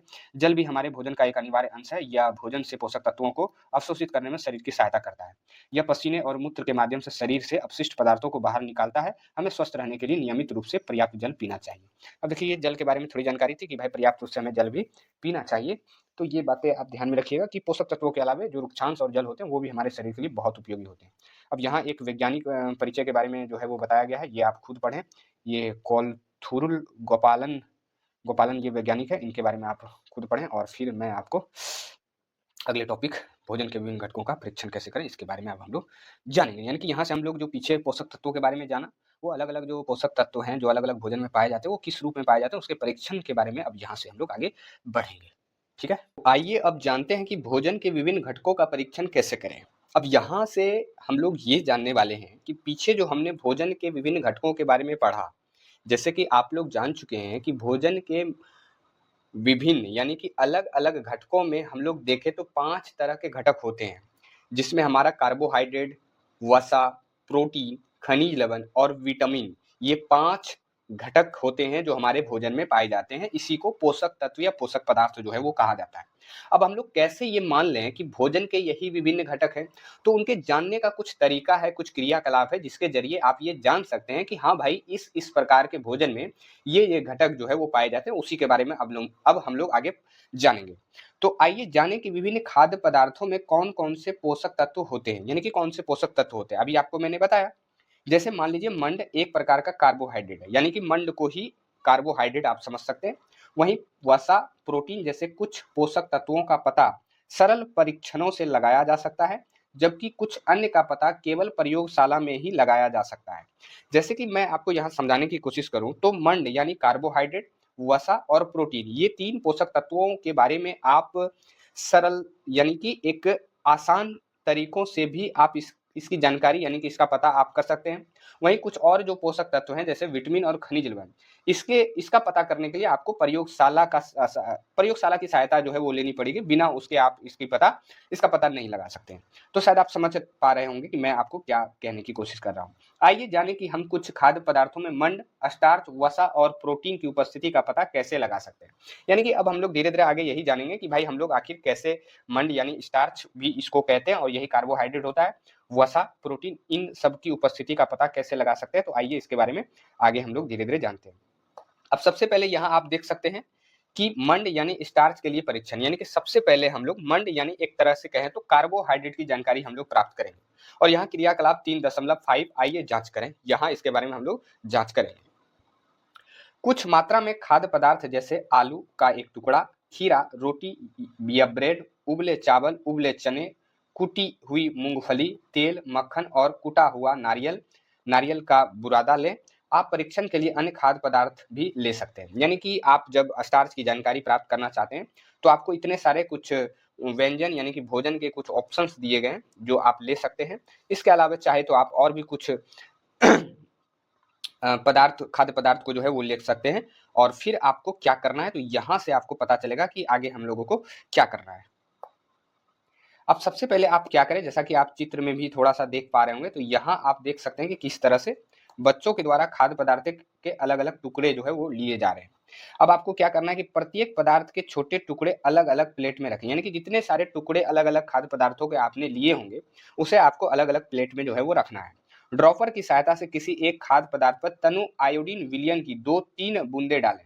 तनु आयोडीन विलयन का मतलब हुआ कि आयोडीन जब पानी के साथ मिला हुआ होता है ना, तो उसी को हम लोग विलयन बोल देते हैं, यानी आयोडीन का विलयन बोल देते हैं। इसका आप 2-3 बूंद जो है उस चीज पे डालें। देखें कि क्या खाद्य पदार्थ के रंग में कोई परिवर्तन आया, यानी कि देखें कि भाई इसके देने के बाद आपके खाद्य पदार्थों में कोई बदलाव दिख रहा है। क्या यह नीला काला हो गया है? अपने अवलोकन को तालिका 3.3 में अंकित करें। अब अवलोकन जो भी आप कर रहे हैं, जो भी आपको यहाँ समझ में चीजें आ रही है, जो भी आप देख पा रहे हैं, उसको तालिका 3.3 में आप अंकित करें, जो कि नीचे जो है वो आपको तालिका मिलेगी। नीला काला रंग मंड की उपस्थिति को दर्शाता है। यदि आप जो जिस भी खाद्य पदार्थों में नीला कलर और काला कलर देख पा रहे होंगे, काले रंग देख पा रहे होंगे, आप समझिएगा कि उन पदार्थों में मंड यानी स्टार्च की मौजूदगी है। तो इस प्रकार से आप कार्बोहाइड्रेट की बड़े ही आसानी से जो है जानकारी प्राप्त कर सकते हैं, उसका पता जो है वो लगा सकते हैं। अब आइए हम लोग आगे वसा के लिए परीक्षण के बारे में जानेंगे कि हम किस प्रकार से भाई वसा की जानकारी जो है वो प्राप्त कर सकते हैं। वैसे देखा जाए तो आप जानते होंगे कि बहुत सारे ऐसे खाद्य पदार्थ हैं जिसमें कार्बोहाइड्रेट यानी कि एक तरह से कहे तो स्टार्च और वसा दोनों पाया जाता है। तो आप यहाँ भी कुछ उसी तरह के आपको शायद खाद्य पदार्थ लेने के लिए कहेंगे। तो आइए जानते हैं कि वसा के लिए परीक्षण। तो क्रियाकलाप 3.6 आइए जांच करें। अच्छा, ऊपर आपको ध्यान रखना है कि स्टार्च की जानकारी के लिए हमने आयोडीन विलयन का प्रयोग किया, तो ये आपको बात ध्यान में रखना है। वहीं क्रियाकलाप 3.5 में मंड की उपस्थिति का पता लगाने के लिए आपने जिन खाद्य पदार्थों का परीक्षण किया था उन्हीं की छोटी सी मात्रा लें। अब देखिए ऊपर कह ही दिया ना, क्योंकि आप पहले पढ़ चुके हैं, आप जानते हैं कि वसा से भी हमारे शरीर को ऊर्जा ही मिलती है और कार्बोहाइड्रेट से भी ऊर्जा ही मिलती है और लगभग ये दोनों एक ही चीजों में पाया जाता है, थोड़ा बहुत अंतर होता है। ठीक है, कुछ पदार्थ ऐसे होते हैं जिसमें केवल वसा ही पाया जाता है, बाकी कुछ कुछ पदार्थों में थोड़ी बहुत वसा और थोड़े बहुत स्टार्च यानी कार्बोहाइड्रेट भी जो है वो पाए जाते हैं। प्रत्येक खाद्य पदार्थ के एक छोटे भाग को कागज के अलग अलग टुकड़ों पर रखें। अब छोटे छोटे जो टुकड़े आपने इकट्ठे किए होंगे खाद्य पदार्थों को, उसे आप अलग अलग कागज के टुकड़ों पर रखें। खाद्य पदार्थ पर कागज को लपेटें और उसे दबाएं। ध्यान रखें कि कागज फटे नहीं। यदि खाद्य पदार्थ में कुछ पानी है तो कागज को सूखने दें। अब देखिए आपको क्या करना है, जब आप कागजों में चीजों को लपेटेंगे तो आपको उसको दबाना है, ध्यान रखना है कि पेज फटे नहीं। और दूसरा बात ये ध्यान रखना है कि यदि खाद्य पदार्थों में थोड़ी बहुत पानी की मात्रा है तो उसे आप अच्छे से सुखा लें, फिर ये प्रयोग आप कर सकते हैं। क्या कागज पर किसी प्रकार का तेलीय धब्बा बन जाता है? अब आपको देखना है कि क्या कोई तेलीय धब्बा बनता है। आपके अनुसार इस तेलीय धब्बे के आने का कारण क्या है? यदि तेलीय धब्बा आपको दिखाई पड़ता है तो इसके आने के पीछे का क्या कारण है? यदि खाद्य पदार्थ में तेल या मक्खन उपस्थित है तो यह कागज पर एक तेलीय धब्बा छोड़ देगा। अब कागज को प्रकाश के सामने लाइए। क्या आपको इस धब्बे से होकर आने वाला प्रकाश धुंधला दिखाई देता है? कागज पर तेलीय धब्बा खाद्य पदार्थ में वसा की उपस्थिति दर्शाता है। तो इस तरह से आप वसा की जानकारी जो है वो प्राप्त कर सकते हैं। पहले तो आपको एक कागज लेना है, उसमें ये छोटा टुकड़ा लेना है, दबाना है, तेलीय धब्बा आपको शायद थोड़ा दिखेगा, फिर आपको सूर्य के प्रकाश में उसको देखना है, आपको चीजें धुंधली दिखाई पड़ेगी और ये जो तेलीय धब्बा आप देख पा रहे हैं ये वसा की उपस्थिति को ही दर्शा रहा है। इनमें से किन पदार्थों में वसा होती है, अपने अवलोकनों को तालिका 3.3 में अंकित करें। यानी कि इसकी भी जानकारी आप जो भी इससे जान पा रहे हैं उसकी भी जानकारी आप तालिका 3.3 में आपको जो है वो अंकित करना है। शायद तालिका 3.3 यहाँ आपको कुछ दिख रहा है और इसमें आपको अंकित करना है, लेकिन पहले इसके पीछे हम लोग और खाद्य पदार्थ जो भी भोजन के घटक है, जैसे कि यहाँ अब हम लोग प्रोटीन के बारे में समझने की कोशिश करेंगे कि किस प्रकार से हम प्रोटीन की जानकारी भी जो है वो प्राप्त कर सकते हैं। तो आइए अब प्रोटीन के परीक्षण के बारे में हम लोग कुछ बातें जो है वो जान लेते हैं। जैसा कि आप देख सकते हैं प्रोटीन के लिए परीक्षण, तो क्रियाकलाप 3.7 आइए जांच करें। इस क्रियाकलाप को शिक्षक द्वारा प्रदर्शित किया जा सकता है, यानी कि यहाँ आपको जो है ना शिक्षकों की सहायता लेनी है। बिना शिक्षक के आप इस तरह के क्रियाकलाप को ना ही करें, क्योंकि इसमें बहुत सारे ऐसे केमिकल्स के प्रयोग किए जाएंगे जो बहुत ही खतरनाक होते हैं, आपको काफी नुकसान पहुंचा सकता है। पिछले क्रियाकलापों में परीक्षण किए गए खाद्य पदार्थों को लें। यदि खाद्य पदार्थ ठोस है तो खरल और मसूल, यदि खाद्य पदार्थ ठोस है तो खरल और मूसल का उपयोग करके उसका पेस्ट या चूर्ण बना लें। तो इस तरह से आप आसानी से कर सकते हैं। यहाँ आपको कुछ चेतावनी दी गई है कि इसमें जो चीजें प्रयोग की जाएगी उसको आप हल्के में ना लें और उसको क्या क्या चीजें आपको नहीं करनी है वो सावधानी आपको जो है वो बताई गई, आप पढ़ करके सावधानी को बरत सकते हैं। वैसे मैं आगे बढ़ूँ तो प्रत्येक खाद्य पदार्थ का लगभग आधा चम्मच एक अलग साफ प्रखनली में डालें। अब आपको अलग प्रखनली में डालना है। प्रत्येक प्रखनली में 2-3 चम्मच पानी डालें और अच्छी तरह हिलाएं। अब प्रत्येक प्रखनली में आप 2-3 चम्मच क्या कर सकते हैं, पानी डाल सकते हैं और उसे आप अच्छे से मिला सकते हैं। वहीं ड्रॉपर का उपयोग करके प्रत्येक प्रखनली में कॉपर सल्फेट विलयन की 2 बूंदे डालें। अब आपको ड्रॉपर का उपयोग करके 2-3 बूंद जो है आपको कॉपर सल्फेट डालना है। अब एक और ड्रॉपर लें और प्रत्येक प्रखनली में कास्टिक सोडा विलयन की 10 बूंदे डालें। प्रखनलियों को अच्छी तरह हिलाएं और उसके बाद उन्हें कुछ मिनट तक ऐसे ही रखे रहने दें। आपको कुछ चीजें जरूर दिखाई पड़ेगी। जैसा कि आप यहाँ देख सकते हैं ये आपका कॉपर सल्फेट है, ये आपका कास्टिक सोडा है और ये कुछ आपके खाद्य पदार्थ हैं जिसमें आपको ये जानना है कि किन किन चीज़ों में प्रोटीन जो है वो पाया जाता है। तो आप इस तरह की प्रखनली लें और पहले खाद्य पदार्थ को दें और फिर एक एक करके कास्टिक सोडा और कॉपर सल्फेट की जितनी बूंदे आपको मिलाने के लिए कही जा रही है उतनी बूंदे आप मिलाएं और कुछ देर रुके, आपको चीज़ें कुछ दिखाई देगी। क्या दिखाई देगी तो नीचे शायद उसके बारे में यहाँ जानकारी भी जो है वो आपको दिया गया है। तो आइए इसको आप जानते हैं कि भाई इस तरह की चीज़ें करने पर हमें कौन सी चीज़ें दिखाई देती है। ठीक है, तो अब इसे हम लोग जानने की कोशिश करते हैं। तो आपने क्या देखा? क्या कुछ प्रखनलियों के पदार्थ बैंगनी रंग के हो गए हैं? अब आप जब ये सारी चीज़ ये चीज़ करेंगे तो आप क्या देख पा रहे हैं? क्या आपको कुछ प्रखनलियों में वो जो शीशे का बोतल है उसमें कुछ आपको परिवर्तन दिखाई पड़ रहा है? बैंगनी रंग खाद्य पदार्थ में प्रोटीन की उपस्थिति दर्शाता है। यदि आप बैंगनी कलर देख पा रहे होंगे तो उसमें प्रोटीन की उपस्थिति को वो बता रहा है कि इस चीज़ में प्रोटीन है। अपने अवलोकनों को तालिका 3.3 में लिखें, यानी कि इसमें लिखना है, आपको बताऊँगा कैसे लिखना है। आप तालिका 3.3 से क्या निष्कर्ष निकाल सकते हैं? कौन से खाद्य पदार्थ एक से अधिक पोषक तत्वों की उपस्थिति दर्शाते हैं? कौन से खाद्य पदार्थ प्रोटीन और वसा दोनों की उपस्थिति दर्शाते हैं? तो इस तरह के कुछ आपको बहुत सारी और बातें जो है वो पता चलेगी। इस तरह का परीक्षण जब आप करेंगे तो आप पाएंगे कि कुछ ऐसे पदार्थ हैं जिसमें मैं देख पा रहा हूँ कि कई सारे अलग अलग पोषक तत्व पाए जा रहे हैं। कुछ पदार्थ ऐसे जिसमें केवल एक ही पोषक तत्व पाए जा रहे हैं, कुछ पदार्थ ऐसे जिसमें कई सारे अलग अलग पोषक तत्व पाए जा रहे हैं। तो इस तरह की जानकारी जो है आपको प्राप्त होंगी। जैसा कि यहाँ एक एग्जाम्पल भी दिया है कि मूंगफली में प्रोटीन और वसा दोनों की उपस्थिति देखी जाती है। तो मूंगफली आप जानते हैं, इसमें प्रोटीन भी आपको जो है वो मिलेगा और इसमें आप देखेंगे कि वसा भी आपको मिलेगा।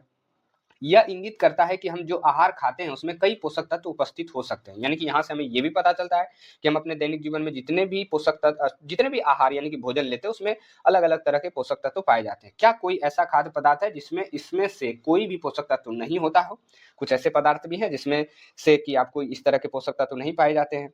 इनमें से किन खाद्य पदार्थों का आप प्रतिदिन सेवन करते हैं? ऐसे अन्य खाद्य पदार्थों का पता लगाने का प्रयास करें जो स्टार्च, वसा और प्रोटीन के अच्छे स्रोत हों। सब शायद आप ये समझ पा रहे होंगे। आपको देखना है कि आप प्रतिदिन इनमें से कौन-कौन से भोजन जो है वो करते हैं और कौन-कौन से ऐसे भोजन हैं जिसमें स्टार्च, वसा और प्रोटीन के अच्छे स्रोत हैं, ये पता आपको लगाना है। अब आइए ये जो तालिका 3.3 है इसमें आपको कैसे भरना है? तो सबसे पहले आप देखें क्या करें कि खाद्य पदार्थों का नाम आपको एक लिस्ट ये दे रखा है, ठीक है? आप अन्य खाद्य पदार्थों को भी और जोड़ सकते हैं। बस आपको देखना है कि मंड परीक्षण में खाद्य पदार्थों का रंग जो है, आयोडीन का परीक्षण से पहले क्या रंग था और आयोडीन के बाद क्या आता है, ठीक है? फिर आपको वसा परीक्षण में तेलीय धब्बे में देखना है। अनुमान वसा परीक्षण में तेलीय धब्बों को आपको अनुमान लगाना है। यदि उसमें आपको दिख रहा है कि भाई उसमें तेलीय धब्बा हमें दिखाई पड़ा दबाने के बाद, दबाने से पहले आप अनुमान देखें कि उसमें क्या चीज़ें हैं और दबाने के बाद आप देखें कि तेलीय धब्बा आता है तो हाँ या ना में आपको जवाब देना है। वहीं प्रोटीन परीक्षण में खाद्य पदार्थों का रंग आप प्रोटीन परीक्षण से पहले का रंग देख लें और फिर प्रोटीन परीक्षण के बाद का रंग देख लें और फिर आपको यहाँ बताना है कि ये जो खाद्य पदार्थ है, जैसे मान लीजिए आलू का ही ये चीज़ हम कर रहे हैं, तो उसमें आप मंड पा रहे हैं या नहीं, इसमें आप वसा पा रहे हैं या नहीं, उसमें आप प्रोटीन पा रहे हैं या नहीं, ये हाँ या ना में जवाब देना है। कुछ इसी तरह से इन सबों को इस प्रकार से आपको भरना है। तो शायद आप समझ पा रहे होंगे कि ये तालिका किस प्रकार से हमें भरनी है। तो आप चाहे तो बहुत आसानी से इन चीज़ों को भर भी सकते हैं, इसमें कोई ज़्यादा परेशान होने की बात नहीं है। अब आइए आगे हम लोग बढ़ते हैं और आगे हम लोग जानते हैं कि संतुलित आहार क्या होता है, तो इसके बारे में अब हम लोग जानेंगे। तो सबसे पहले क्या संतुलित आहार क्या होता है? तो क्या सभी व्यक्तियों की पोषक संबंधित आवश्यकताएँ समान होती हैं? आपसे पूछ रहा है कि क्या सारे जो लोग होते हैं उनको एक समान पोषक तत्वों की आवश्यकता होती है या पोषक संबंधित आवश्यकताएँ एक जैसी होगी? बिल्कुल एक जैसी नहीं हो सकती। क्या आपको और आपके दादा-दादी या नाना-नानी को एक ही प्रकार के या समान मात्रा में पोषक तत्वों की आवश्यकता होती है? ऐसा बिल्कुल नहीं है। आहार में पोषक तत्वों के प्रकार और मात्रा की आवश्यकता आयु, लिंग, शारीरिक गतिविधि, स्वास्थ्य स्थिति और जीवन शैली इत्यादि के अनुसार अलग-अलग हो सकती है। देखिए, हमारे सभी लोगों को एक जैसे पोषक तत्वों की आवश्यकता कतई नहीं हो सकती है। सभी को बिल्कुल अलग-अलग तरह के पोषक तत्वों की आवश्यकता होती है और ये निर्धारित होगा उनकी आयु से कि उनका उनका क्या उम्र हो रहा है, लिंग के आधार पे, शारीरिक गतिविधि के आधार पे और उनकी स्वास्थ्य स्थिति और उनकी जीवन शैली कैसी है, इस तरह की चीज़ों पे ये निर्भर करेगा। बात को समझ रहे हैं? अब क्रियाकलाप 3.8 में आइए पता करें, आपने क्रियाकलाप 3.1 में एक सप्ताह में आपके द्वारा उपभोग किए गए खाद्य पदार्थों की एक तालिका तैयार की है। आपने पीछे एक तालिका तैयार की थी, एक सप्ताह में हमने क्या-क्या खाया, वो पीछे आपने भरा होगा। यह जांचें कि आपके आहार में वृद्धि और विकास के लिए अनिवार्य सभी पोषक और अन्य आवश्यक घटक सम्मिलित हैं या नहीं। अब उस तालिका के आधार पे आपको देखना है कि हम एक सप्ताह में जो भी भोजन खा रहे हैं, उसमें जो भी पोषक तत्व हमारे शरीर को चाहिए वो सभी उससे मिल रहे हैं या नहीं, वो आपको खुद से देखना है। यदि नहीं तो जांचें कि कौन से पोषक तत्व अथवा अन्य घटकों को इसमें सम्मिलित करने की आवश्यकता है, यानी कि उसमें से देखें यदि कोई पोषक तत्वों की आपके शरीर में कमी हो रही है, वहाँ के भोजनों से नहीं मिल रहा है, तो आप देखें कि कौन से वो वैसे भोजन हैं या कौन से वैसे पोषक तत्व हैं जिनकी यहाँ से पूर्ति तो नहीं हो रही है और उसकी पूर्ति हम किस प्रकार से कर सकते हैं। उन कौन से भोजन है जो मिस कर रहा हूँ, यानी हमसे मिस हो रही है। ऐसा आहार जिसमें शरीर को समुचित वृद्धि और विकास के लिए आवश्यक सभी पोषक तत्व, रुक्षांश और जल सही मात्रा में हो, उसे संतुलित आहार कहते हैं। ये इंपॉर्टेंट पॉइंट है कि संतुलित आहार क्या होता है। तो संतुलित आहार आप सिंपल समझिए कि ऐसा भोजन जिसमें हमें हमारे शरीर को सभी पोषक तत्व जो है वो मिल जाए, साथ साथ रुक्षांश और जल भी मिल जाए, तो वो संतुलित आहार की श्रेणी में आएंगे। अपने आहार को संतुलित आहार बनाने के लिए आप उसमें क्या परिवर्तन करेंगे? अब अपने संतुलित अपने आहार यानी कि आपका जो भोजन है दैनिक जीवन का, उसे आप संतुलित बनाने के लिए क्या चीज़ें कर सकते हैं, तो उसके बारे में भी यहाँ जो है वो बातें कही जा रही हैं। अब यहाँ से हम लोग कुछ आगे इस प्रकार से बढ़ेंगे कि क्रियाकलाप 3.9 आइए तुलना करें। क्या तुलना करवाएगा? अब यहाँ से हम लोग देखते हैं। नीचे दिखाए गए आलू के चिप्स और भुने हुए चने के पैकेट पर जो पोषक संबंधित जानकारी लिखी है उसे पढ़ें। जैसा कि आप देख सकते हैं, ये आपका आलू का चिप्स है और ये आपका भुने हुए चने हैं। अब इसमें पोषक संबंधित जानकारी इस तरह से दी गई है कि ऊर्जा इतना कैलोरी है, वसा इतना है, कार्बोहाइड्रेट इतना है, प्रोटीन, आहारीय रेशे इतना है। वहीं हम भुने हुए चने की बात करें तो इसमें ऊर्जा इतना है, वसा इतना है, कार्बोहाइड्रेट इतना है, प्रोटीन इतना है और आहारीय रेशे इतना है। अब आपको यहाँ इसमें देखना है कि किसमें से कौन सा चीज़ जो है सेम आलू के चिप्स और भुने हुए चने में हमें कौन-कौन से कितने 100 ग्राम यानी कि सेम क्वांटिटी जो है, इसका भी 100 ग्राम है, इसका भी 100 ग्राम। 100 ग्राम में हमें कौन-कौन से पोषक तत्व मिल रहे हैं, यहाँ 100 ग्राम में कौन-कौन से पोषक तत्व मिल रहे हैं। इसके आधार पे आप डिसाइड होगा कि कौन-सा भोजन जो है वो अच्छा है। अब आगे वो आपको पता चलेगा। आइए अब आगे हम लोग बढ़ते हैं और यहाँ से हम लोग चीज़ों को जानते हैं। आहार के पैकेट पर पोषक संबंधित जानकारी के आधार पर आप इनमें से कौन-सा आहार चुनेंगे और क्यों? अब 2 पैकेट 100 ग्राम के हैं, एक आलू के हैं और एक चने के हैं। अब आप कैसे ये डिसाइड करेंगे कि हमारे लिए कौन अच्छा है? तो ये आपको बताएगा कि कुछ खाद्य पदार्थों में उच्च शर्करा यानी कि उच्च एक तरह से कहें तो शुगर, चीनी और वसा की मात्रा के कारण अधिक कैलोरी होती है, यानी कि कैलोरी आपको अधिक मिलेगा। साथ ही उनमें बहुत कम मात्रा में प्रोटीन, खनिज, विटामिन और आहारीय रेशे होते हैं, यानी कि ये सारी चीज़ें जो है वो कम होती है, ठूस-ठूस के उसमें केवल कार्बोहाइड्रेट है। इन खाद्य पदार्थों को अस्वास्थ्यप्रद खाद्य जंक फूड कहा जाता है, यानी कि ये आपके जंक फूड है। इन खाद्य पदार्थों में आलू के चिप्स, टॉफी और कार्बोहाइड्रेट पेय शामिल हैं। इन खाद्य पदार्थों का अधिक सेवन करना हमारे स्वास्थ्य के लिए अच्छा नहीं है। इनके अधिक सेवन से व्यक्ति में मोटापा हो सकता है। ऐसा व्यक्ति अन्य स्वास्थ्य संबंधित रोगों से भी पीड़ित हो सकता है। आपको डॉक्टर पोषिता का कथन हमेशा याद रखना चाहिए कि स्वास्थ्य ही परम धन है। हमें स्वस्थ रहने के लिए अपने शरीर का ध्यान रखना चाहिए। स्वस्थ शरीर के संतुलित आहार लेना और जंक फूड से परहेज करना आवश्यक है।